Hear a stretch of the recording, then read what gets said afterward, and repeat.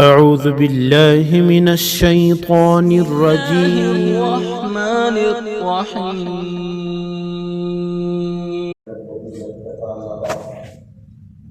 أعوذ بالله من الشيطان الرجيم. بسم الله الرحمن الرحيم. إن الذين قالوا ربنا الله ثم استقاموا تتنزل عليهم الملائكة ألا تخافوا ولا تحزنوا وأبشروا بالجنة التي كنتم توعدون نحن أولياؤكم في الحياة الدنيا وفي الآخرة ولكم فيها ما تشتهي أنفسكم ولكم فيها ما تدعون نزلا من غفور رحيم. وقال النبي صلى الله عليه وسلم للصحابي رضي الله تعالى عنه والعمل بالله ثم استقيم. وقال النبي صلى الله عليه وسلم لا يؤمن أحدكم حتى أكون أحب إليه من والده وولده والناس أجمعين. صدق الله العظيم وصدق رسوله الكريم. عزیز و دوستوں، اللہ تبارک و تعالیٰ کا سب سے پہلے ہم شکر ادا کریں اور الحمدللہ کہ اللہ نے ہمیں رات میں سلایا اور پھر صبح میں اٹھایا. نہ سونا ہمارے بس میں تھا نہ اٹھنا ہمارے بس میں تھا. اس میں بھی ہم اللہ کے محتاج کہ اللہ ہمیں سلا دے اور پھر سونے کے بعد جگا دے. ایسے ہوتے ہیں جن کو نیند نہیں آتی اور آتی ہے تو اٹھ نہیں پاتے ہیں. اللہ نے ہم سے دونوں نعمتیں دی، یہ نیند بھی دی اور صبح میں جگایا. اور اس سے بھی بڑا احسان اللہ تبارک و تعالیٰ یہ کہ دین کی فکروں پر اللہ نے اپنے گھروں سے نکال کر اس مجلس کے اندر، اس پنڈال کے اندر ہمیں جمع کیا اور راتوں کو اللہ نے اٹھنے کی توفیق عطا فرمائی، اپنی طرف متوجہ ہونے کی توفیق عطا فرمائی. یہ ہمارے بس میں نہیں تھا. ذالک فضل اللہ یؤتیہ من یشاء. اللہ کا فضل ہے، اللہ جس کو چاہے. اللہ تعالیٰ بندوں پر جو فضل فرماتے ہیں اس کی کوئی خاص وہ نہیں ہے کہ کس طرح کا فضل ہوگا. بس اللہ تبارک و تعالیٰ دل میں بات پیدا کر دے خیر کی اور عمل پر کھڑا کر دے. اس لیے رات کو سونا جو ہے یہ موت کی طرح، النوم اخو الموت. نیند جو ہے وہ موت کی بہن ہے. آدمی سو گیا یعنی مر گیا. اب وہ اٹھنا اس کے بس میں نہیں ہے، اس کی طاقت میں نہیں ہے. اللہ تبارک و تعالیٰ چاہیں گے تو وہ اٹھے گا، ورنہ اعلان ہوگا کہ میں فلانا رات کو سویا تھا اب نہیں اٹھ پایا. یہ اللہ کے بس میں. تو نیند کا مل جانا ایک بہت بڑی نعمت ہے، اور پھر اٹھ کر کے اللہ کی طرف متوجہ ہونا یہ اس سے بڑی نعمت ہے. اس پر اللہ کا ہم شکر ادا کریں.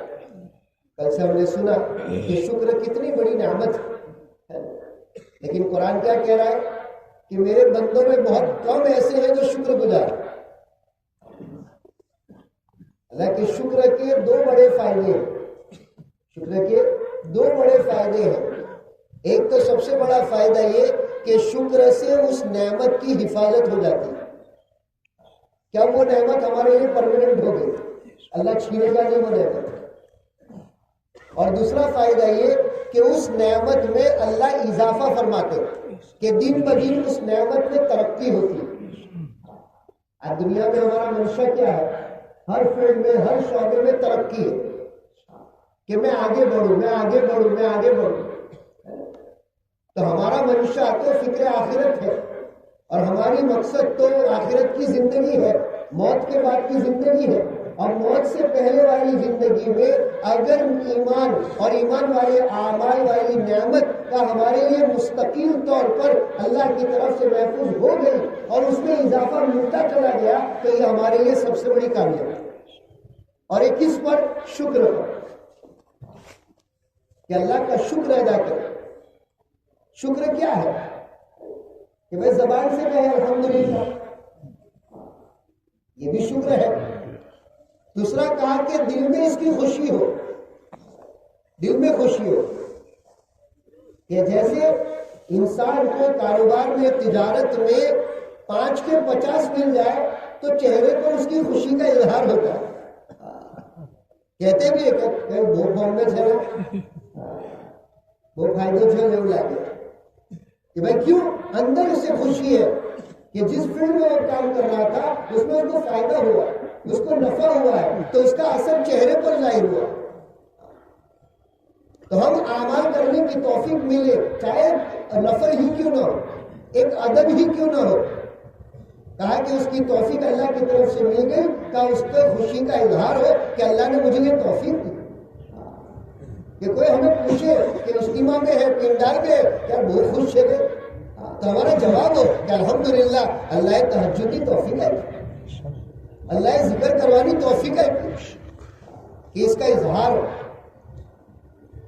اور ایک شکر یہ ہے کہ اعمال کر کے اللہ کا شکر ادا کرے.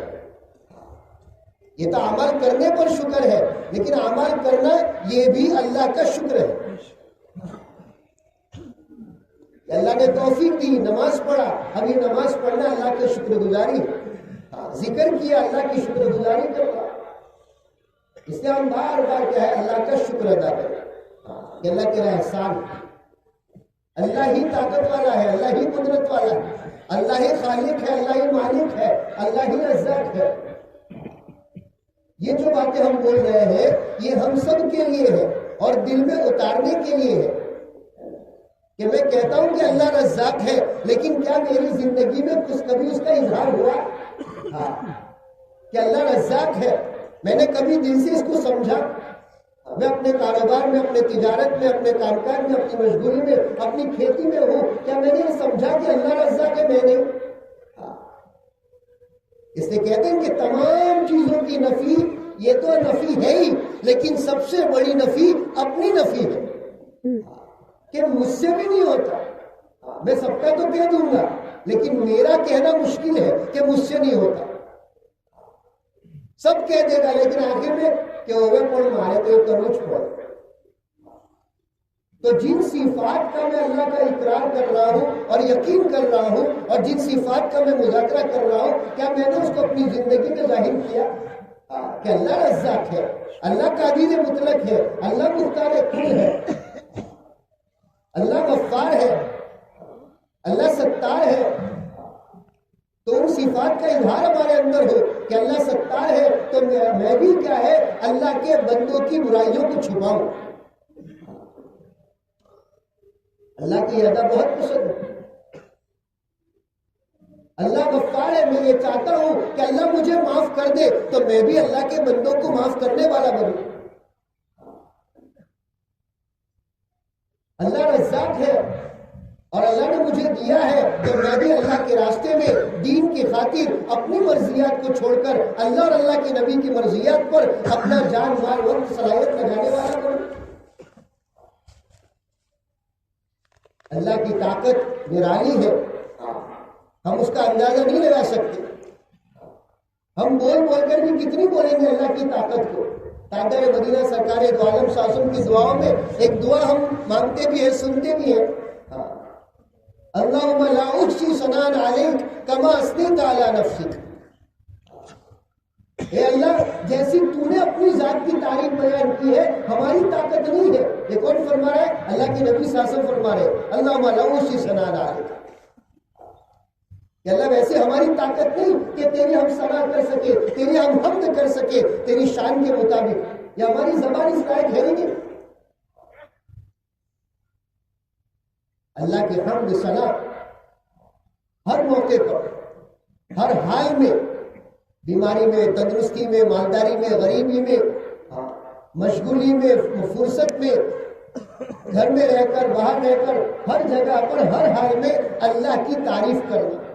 اس لیے کہ جتنے بھی اعمال ہیں اور اعمال کے بعد دعا بتائی ہے اس میں سب سے پہلا شبد کیا ہے؟ الحمدللہ. اللہ تیری تعریف، تیری تعریف. کھانا کھایا الحمدللہ، بیت الخلاء جا کر آ رہا ہے وہ بھی اللہ کی تعریف. پانی پی رہا ہے کہ الحمدللہ. سو رہا ہے کہ سو کر اٹھا کہ الحمدللہ. سواری کر رہا ہے سبحان اللہ، اللہ تیری ذات پاک. یعنی ہر حال میں اللہ کی تعریف مطلوب ہے اور وہ تعریف کے لائق ہے. بھائی ہم معمولی کام کے لیے کیا ہے آدمیوں کی تعریف کے پھول باندھتے ہیں کہ میرا کام نکل جائے، میرا کام ہو جائے، اور ہم کتنی محنت سماج ہے، کتنی تعریف کے الفاظ بولتے ہیں. تو اللہ تو حقدار ہے، اللہ کی ذات تو تعریف کے لائق ہے. قرآن کی پہلی آیت سورہ فاتحہ کہ الحمدللہ رب العالمین، کہ تمام طریقے کی تعریف، جتنی طرح کی تعریفیں ہو سکتی ہے اور جتنے طریقے سے تعریف ہو سکتی ہے وہ صرف اور صرف اللہ ہی کے لیے. اللہ کی تعریف، اللہ کی حمد و ثنا، اللہ کی طاقت کا، اللہ کی قدرت کا یقین ہم کمزور نہ سمجھے. اس لیے کہتے ہیں مسلمان مایوس نہ ہو، ولا تہینوا ولا تحزنوا، ہمت نہ ہارو، غم نہ کرو، انتم العالون، اللہ تمہیں ہی سر بلند کرے گا. بس یہ کہ یہ دنیا دار الاسباب ہے، تو اسباب جو ہے اختیار کر کے، دو طرح کے اسباب ہیں. ایک تو دنیاوی اعتبار سے اسباب اختیار کر کے دنیاوی زندگی کو گزارنا، لیکن اعتماد اور یقین اللہ کی ذات پر رکھنا، اور ایک اخروی اعمال جو اسباب ہے ان کو اختیار کر کے اللہ کی ذات کو راضی کرنا.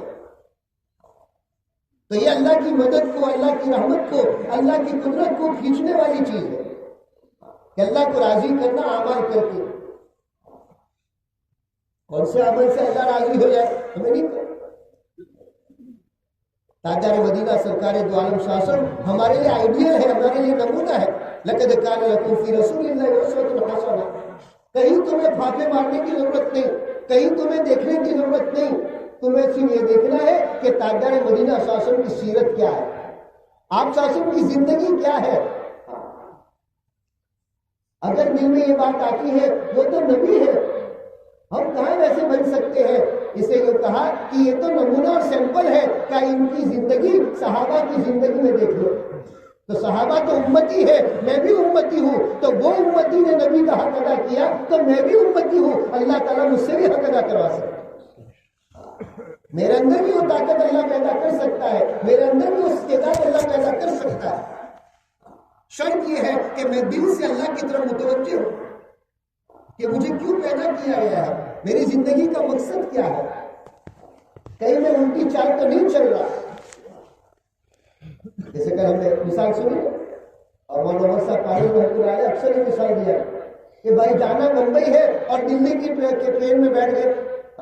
اب دلی کی طرف جو ٹرین جا رہی ہے وہ اے سی کوچ میں ہم بیٹھے، توشا بھی سب ساتھ میں ہے، لیکن چونکہ مقصد بمبئی کا ہے، اب وہ چاہے ساری سہولتیں ہیں لیکن وہ ساری سہولتیں اس کے لیے تکلیفیں ہیں. کیوں؟ مقصد کے خلاف ہے، مقصد کے خلاف.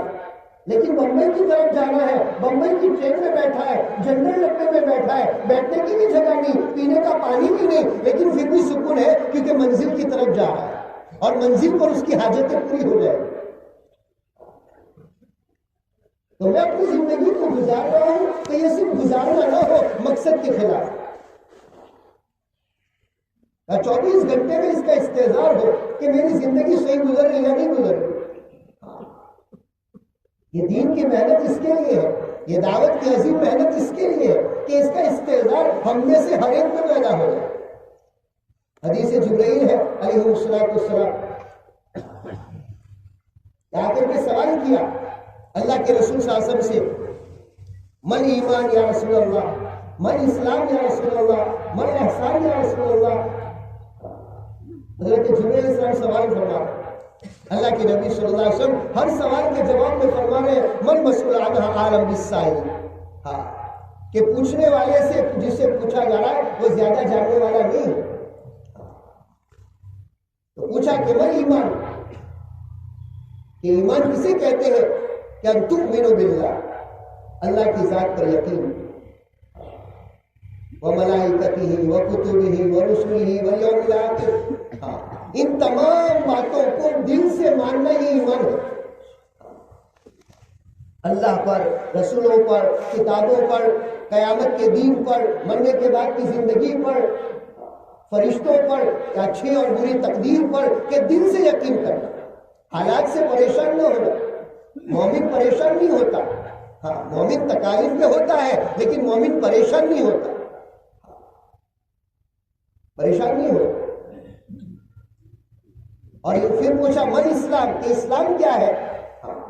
تو ظاہری اعمال بتائے کہ اللہ کے ایک ہونے کی گواہی دینا، محمد صلی اللہ علیہ وسلم اللہ کے رسول ہے، نماز قائم کرنا، روزے رکھنا، زکوٰۃ دینا، حج کرنا، کہ یہ اسلام ہے، کہ دل سے یقین اور بدن سے اعمال کا اظہار، یہ اسلام ہے۔ اس لیے آتا ہے وَلَا تَمُوتُنَّ إِلَّا وَأَنْتُمْ مُسْلِمُونَ، کہ موت اسلام کی حالت میں آئے، کہ دل میں تو یقین ہو لیکن ظاہری بھی اعمال ایسے ہو کہ اس ظاہری اعمال کے ساتھ ہم دنیا سے جائیں، کہ ذکر میں لگے ہو، قرآن کی تلاوت میں لگے ہو، نماز میں لگے ہو، اللہ کی دین کی محنت میں لگے ہو، اور ہمارا کیا انتقال ہو جائے اسلام کے ساتھ۔ پھر پوچھا مل احسان، احسان کیا ہے؟ تو کہا ان تعبد اللہ کأنک تراہ فإن لم تکن تراہ فإنہ یراک، کہ دل میں اس بات کا استحضار کہ جو بھی عمل کرے، چاہے دنیاوی فیلڈ میں کرے چاہے دینی فیلڈ میں کرے، یہ نہیں کہ مسجد میں ہی اللہ ہے بازار میں نہیں ہے، یہ نہیں کہ کیا ہے گھر میں اللہ نہیں ہے باہر اللہ ہے، نہیں، چاہے دنیاوی کام کا، جس کو ہم دنیا سمجھتے ہیں، مولانا عثمان صاحب کاکوسی دامت برکاتہ نے کو فرمایا کہ میں جس کو ہم سمجھتے ہیں کہ یہ میں دنیا کا کام کر رہا ہوں، بھائی جب دین کی محنت کرتے کرتے کرتے دنیا کے کام کرو گے تو پھر وہ تمہارا دنیا کا کام دنیا نہیں، وہ دین ہے، کیونکہ یقین تمہارا یہ ہے کہ کرنے والی ذات اللہ کی ہے، پالنہار ذات اللہ کی ہے۔ اب تم دکان میں بیٹھے ہو اور اس یقین کے ساتھ بیٹھے ہو، اللہ کی یاد کے ساتھ بیٹھے ہو، اللہ کی استحضار کے ساتھ بیٹھے ہو، اللہ کے بندوں کو نفع پہنچانے کے ارادے سے بیٹھے ہو، اب تمہارے دکان میں کروڑوں کمانا یہ دین بن گیا۔ لیکن اگر اس سے ہٹ کر ہے تو پھر یہ تمہاری دنیا داری ہے، دھوکے کے ساتھ، چیٹنگ کے ساتھ، جھوٹی قسموں کے ساتھ، کسٹمر کو دھوکہ دینے کے ساتھ، کئی طریقے سے ہے، استحضار نہیں ہے اللہ کی ذات کا اور آخرت کا، تو پھر یہ دنیا داری ہے جو نقصان دہ ہے۔ تعبد اللہ کأنک تراہ فإن لم تکن تراہ فإنہ یراک، کہ اللہ کی عبادت کوئی بھی عمل زندگی میں کرے اس استحضار کے ساتھ کہ میں اللہ کو دیکھ رہا ہوں، میں اللہ کو دیکھ رہا ہوں، لیکن میں قاصر ہوں، میں کمزور ہوں، میرے اندر یہ استعداد طاقت نہیں ہے کہ یہ رسائی کر سکوں۔ موسیٰ علیہ السلام کو اللہ نے کہہ دیا کہ لن ترانی، کہ موسیٰ آپ مجھے نہیں دیکھ سکتے ہو، تو پھر ہماری تو کیا حیثیت؟ تو پھر کہا کہ کوئی بات نہیں، دوسرا درجہ تو اختیار کر لو، اور وہ تو ہر مومن کے دل میں ہونا چاہیے کہ فإنہ یراک، کہ میں نہیں دیکھ پا رہا تو وہ تو مجھے دیکھ ہی رہا ہے، وہ تو مجھے دیکھ ہی رہا، وہ تو یقینی بات ہے، اور جب وہ مجھے دیکھ رہا ہے، آج ہماری اندر ذہن کیسا بنا ہے، ایک معمولی دنیا کے اندر کیمرے کی وجہ سے میں کام بچ کر کے کرتا ہوں کہ سنبھالنا کیمرہ ہے، تو یہ تو ہمیں پہلے دن سے بتایا گیا فإنہ یراک، کہ یہ کیمرہ تو ہمیشہ کے لیے ہے، وہ تو خراب بھی ہو سکتا ہے، وہ تو کئی مہینے کے بعد ڈیلیٹ بھی ہو سکتا ہے ریکارڈ، لیکن یہ تو ہمیشہ کے لیے زمین کے اندر فرشتوں کے رجسٹر میں ہمارے اعضاء کے ساتھ ہمیشہ ریکارڈ ہوتا ہے۔ یہ استحضار کے ساتھ کیا ہے، ہمارے اعمال ہو، اللہ کو راضی کرنے کی نیت سے، ایک دوسرے بندے کے حق کو ادا کرنے کے ساتھ، ایک دوسرے بندے کی محبت۔ امام حنیفہ رحمۃ اللہ علیہ کے زمانے میں ان کے پڑوس میں جو رہتا تھا بڑا شرابی تھا، بہت شراب کا نشہ کرتا تھا، اور پوری رات شراب کے نشے میں گالیاں بولنا اور یہ سب کچھ، بد زبانی۔ امام صاحب تو کبھی کچھ کہنے نہیں جاتے، برداشت کرتے۔ ایک مرتبہ وہ آواز بند ہو گئی، رات کو کوئی آواز نہیں، سناٹا۔ تو امام صاحب کو فکر میں کہ کیا بات ہوا، کوئی تکلیف میں ہے میرا پڑوسی؟ تو گئے، صبح ہوتے ہی دروازہ کھٹکھٹایا، گھر والوں سے پوچھا کہ کیا بات ہے، آج کچھ آواز نہیں آئی؟ تو انہوں نے کہا کہ امام صاحب ہم بھی پریشان تھے اس سے، اور آپ نے بھی بہت تکلیف برداشت کی ہے، اس لیے ہم نے کیا ہے اس کو حاکم کے حوالے کر دیا، جیل میں ڈلوا دیا، رپورٹ کر کے اس کو آ کر کے سپاہی لے گئے ہیں، اس کو جیل میں ڈلوا دیا۔ یہ جب بات امام صاحب نے سنی تو ایک آہ بھری اور پھر اپنے گھر گئے اور گھر جا کر کے پھر جیل خانے پہنچے حاکم وقت کے پاس. حاکم وقت حضرت کو دیکھ کر کے کھڑے ہو گئے اور کہا کہ آپ کو آنے کی کیا ضرورت ہے؟ ہمیں بلوا لیا تو ہم آ جاتے آپ کے پاس. کہنے میں اپنی ضرورت سے آیا اس لیے میں ہی آنا مناسب. کہ آپ کو کیا ضرورت امام صاحب؟ کہ میرے پڑوسی کو آپ کے سپاہی لے کر کے گئے ہیں تو کہا میں تحقیق کروا لیتا ہوں. آپ تشریف رکھے تو تحقیق کروائی تو پتہ چلا کہ ہاں وہ پڑوسی یہاں جیل میں بند ہے. ہاں اس وقت کی جیلیں ایسی جیلیں نہیں، اصلاح کی جیلیں ہوا کرتی تھی کہ جیل میں جاتا تھا اصلاح ہو کر کے آتی تھی. اب انہوں نے درخواست کی امام صاحب نے، جب کہا کہ ہاں وہ یہاں پر جیل میں ہے، امام صاحب نے درخواست کی کہ اس کو رہا کر دو میری ضمانت پر. حاکم وقت نے کہا کہ اگر ضمانت کی کیا ضرورت ہے، آپ کا بول دینا ہی کافی ہے. آپ کہتے تو رہے لیکن پھر بھی وہ پریشان کرے گا، وہ پریشان کرے گا آپ کو پھر سے، اور گھر والے بھی پریشان ہیں اس سے. امام صاحب نے کہا مجھے عرض کرنا تھا، میں نے کر دیا، تو چھوڑ دو تو اچھا ہے. ٹھیک ہے کوئی بات نہیں، آپ تشریف لے جائیں، ہم اس کو چھوڑتے ہیں اور گھر پر پہنچا دیتے ہیں. امام صاحب نے کہا نہیں میرے ساتھی بھیجو میں لے جاتا ہوں. ٹھیک ہے تشریف رکھیے. تو کارروائی کرنے کے بعد اس کو ساتھ میں بھیجا اس شرابی کو. لکھا ہے کہ وہاں سے لے کر گھر تک امام صاحب نے نہ کوئی ڈانٹا نہ نصیحت بھی نہیں کی، صرف ساتھ میں چلتے رہے یہاں تک کہ اس کو گھر پہنچا دیا. دونوں خاموش. اب یہ گھر پہنچ گیا، گھر میں داخل ہو گیا. دوسری رات آئی تو وہ رات بھی سناٹے. امام صاحب کو اور فکر ہوئی کہ اب تک گھر پہ لے کے آیا، پھر پریشان کیا ہوگا، گھر والوں نے پھر پہنچا دیا. تو امام صاحب پھر آئے تو جب دیکھا تو دروازہ کھلا ہوا، گھر والے سوئے ہوئے ہیں، اور امام صاحب کی نظر پڑی تو وہ جس کو جیل سے لے کر کے آئے ہیں وہ مصلی بچھا کر اللہ کے سامنے رو رہا ہے. اللہ کے سامنے رو رہا ہے. جیسے امام صاحب دروازے پر پہنچے، کہا کہ اس نے اپنی دعا کو مختصر کر کے امام صاحب کے پہنچ کر کے گلے لگ اور کہا کہ حضرت آپ نے میری زندگی بدل دی. کہا نہیں تو اللہ نے بدلی. یعنی یہ تھی محبت، یہ تھا اکرام کہ پڑوسی بھی ہے اور وہ بھی شرابی ہے، لیکن کہا کہ اس کی تکلیف کو برداشت کیا، اس کو جیل سے بھی چھڑا رہا ہے، لیکن فرمایا دل کے اندر سچی محبت تھی مسلمان کی، ایمان والے کی. اللہ تعالیٰ نے کہا صرف نظر پڑنے پر کہا اس کو ولی بنا دیا. ہمارا ہر ایمان والے کے ساتھ یہ نبھاؤ. مولانا احمد لاٹ صاحب اکثر مثال دیتے ہیں کہ ایک آدمی تہجد میں مسجد میں پہنچ گیا، تہجد میں، اور تہجد سے لے کر اشراق تک سارے اعمال مسجد میں کیے اس نے.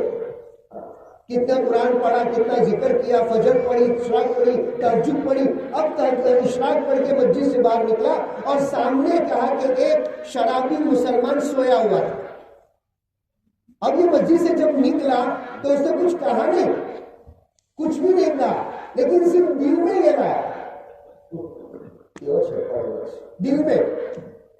مولانا فرماتے ہیں تہجد سے اشراق تک کے سارے اعمال برباد کر دیے. ایک مسلمان کی حقارت دل میں لا دے. مسلمان کی محبت ہو، اور سب سے بڑی محبت کا تقاضا یہ کہ میں خود بھی اور میرا مسلمان بھائی ہمیشہ کی جہنم کی آگ سے کیسے بچ جائے اور ہمیشہ کی جنت میں کیسے چلا جائے، یہ سب سے بڑی محبت کا تقاضا ہے. محبت صرف اس کی نہیں ہے کہ اس کا کھلانا ہو جائے، اس کو پلانا ہو جائے، اس کی ضروریات پوری ہو جائے. یہ سب سے بڑی محبت کا تقاضا جو نبی پاک صلی اللہ علیہ وسلم کی ہمدردی، حضرت ابوبکر صدیق رضی اللہ عنہ کی ہمدردی. حضرت صدیق رضی اللہ عنہ جب اسلام میں آئے سب سے پہلے، جب مسلمان کی تعداد 38 تک پہنچ گئی، 38، حضرت ابوبکر صدیق رضی اللہ عنہ کے نبی صلی اللہ علیہ وسلم کے پاس آئے کہ اللہ کے رسول اظہار کر دوں، اعلان کر دوں. اللہ کے نبی کہ ابھی صبر کرو، ابھی صبر کرو.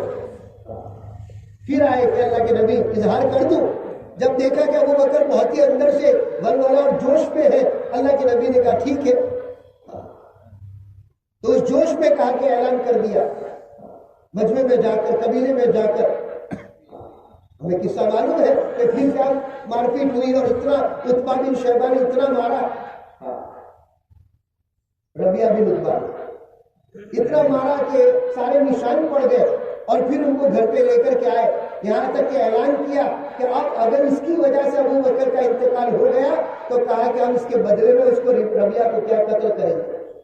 ایسا اعلان بھی ہو گیا، کہا کہ آپ گھر پر لے کر کے گئے، بے ہوشی تاری ہے۔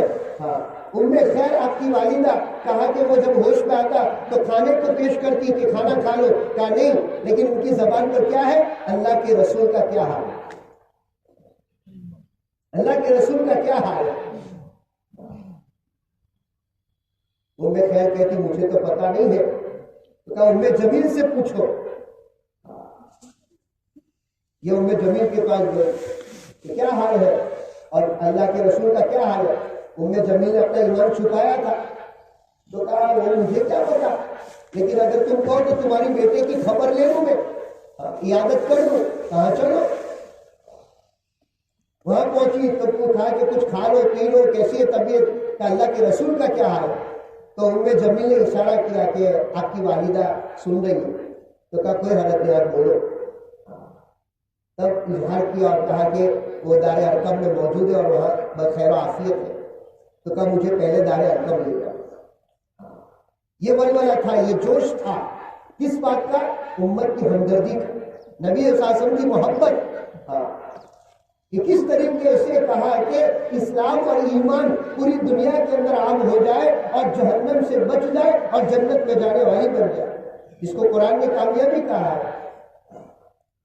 ہمیشہ کی جہنم سے بچاؤ ہو جانا اور ہمیشہ کی جنت کا مل جانا، کہا کہ یہ سب سے بڑی کامیابی ہے۔ لیکن اس سے پہلے دنیا کے اندر موت سے پہلے ہمیں اپنے آپ کو اس کے لیے تیار کرنا۔ ہم سوچیں کہ ہماری زندگی کا ایک لمبا وقت کہا کہ گزر گیا، لمبا وقت گزر گیا۔ ایک مرتبہ مشورے کے اندر سوال کیا تھا کہ کس گاؤں کے اندر، کس محلے کے اندر 100% نمازی ہے، بتاؤ۔ سارے خاموش، سارے خاموش۔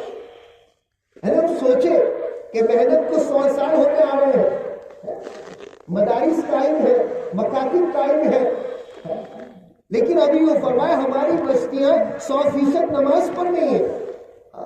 تو یہ نہ نماز پڑھنے والوں کا قصور نہیں ہے، کہا کہ ہمارا قصور ہے کہ ہم نے ایسی فکر اپنے اندر پیدا نہیں کی، ہم نے اپنی قربانی ایسی نہیں لگائی، ہم نے اپنی دعاؤں کا ایسا اہتمام نہیں کیا، ہم نے ایسی دعوت کی محنت نہیں کی کہ جس سے مجمع 100% نماز پر کھڑا ہو جائے۔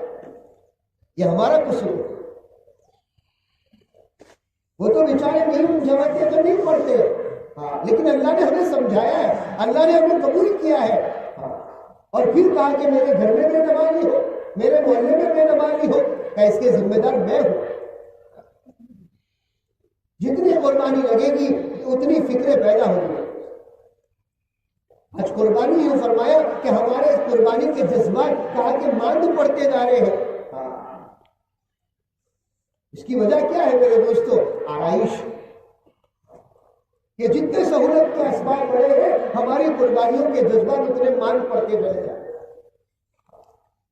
منع نہیں ہے، سہولیات اختیار کرنا منع نہیں ہے، بلکہ ایک حدیث ہے ان اللہ جمیل یحب الجمال، کہ اللہ تعالیٰ خوبصورت ہے اور خوبصورتی کو پسند فرماتے ہیں۔ پھر آگے یہ فرمایا اور اللہ اس بات کو پسند فرماتے ہیں کہ اللہ نے جس بندے کو جو نعمت دی اس نعمت کا اثر اپنے بندے پر دیکھے۔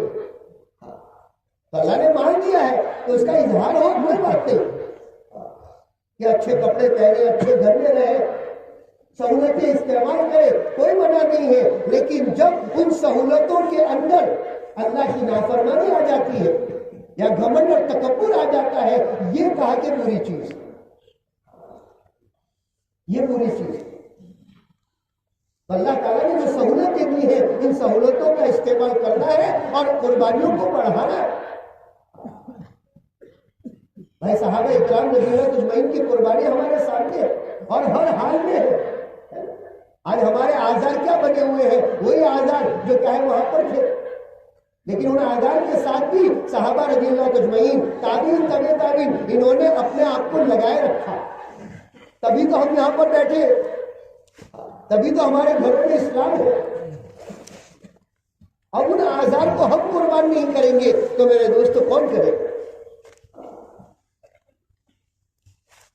अपने दुकान की मशगूली, खेती की मशगूली, रिश्तेदारों की मशगूली, मेहमानों की मशगूली, खेती तिजारत की मशगूली, ये मुलाजमत की मशगूली, हाँ बीवी बच्चों की मशगूली, ये सारी मशगूलियां हैं।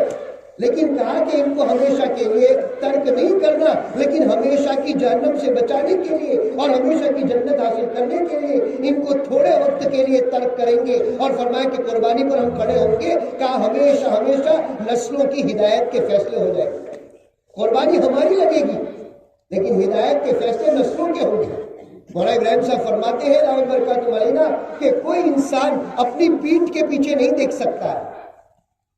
अल्लाह ने हर एक के पीछे लाखों की हिदायत छुपा कर रखी है, बस जरूरत है उसके कुर्बानी पर आगे बढ़ने की। जैसे वो आगे बढ़ेगा उसकी वजह से उसका पीछे मजमा जो लाखों का रुका हुआ है वो भी कुर्बानी पर खड़ा होगा।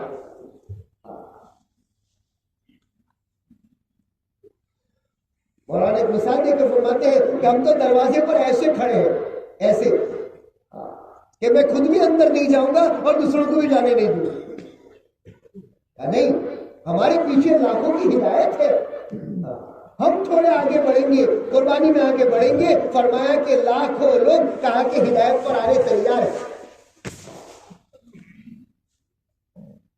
हमारा माल का सही इस्तेमाल, हमारे वक्त का सही इस्तेमाल,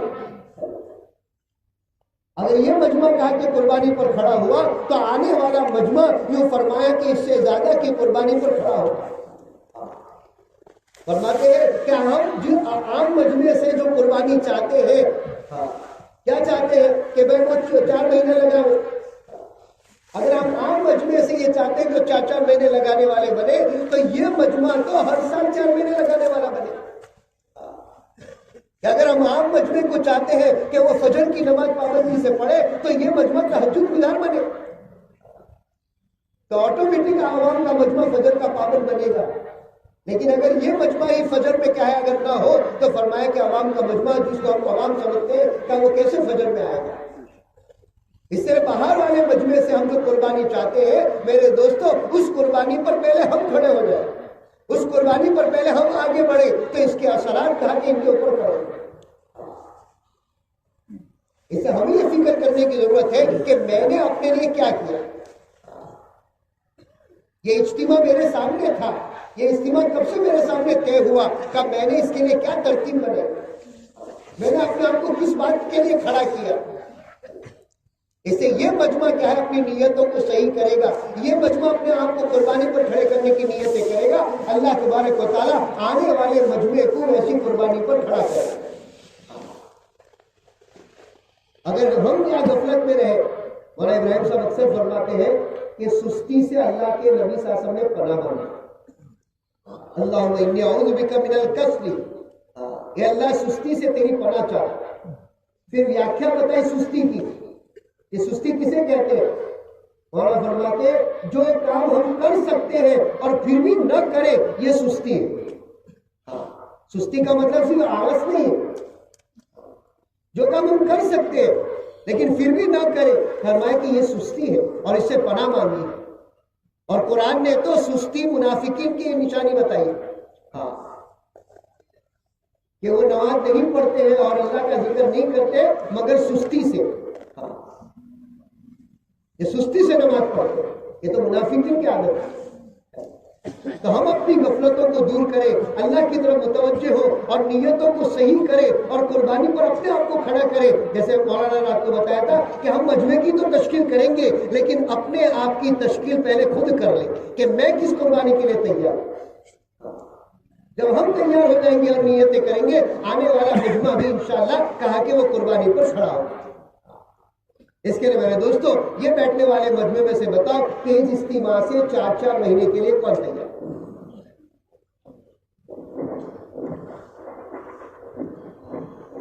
बताओ 4-4 महीने के लिए जो तैयार होता है वो भी, और जो अभी कह रहे हो गया इज्तिमा में आने के बाद इंशाअल्लाह इरादा किया है, बताओ माशाअल्लाह।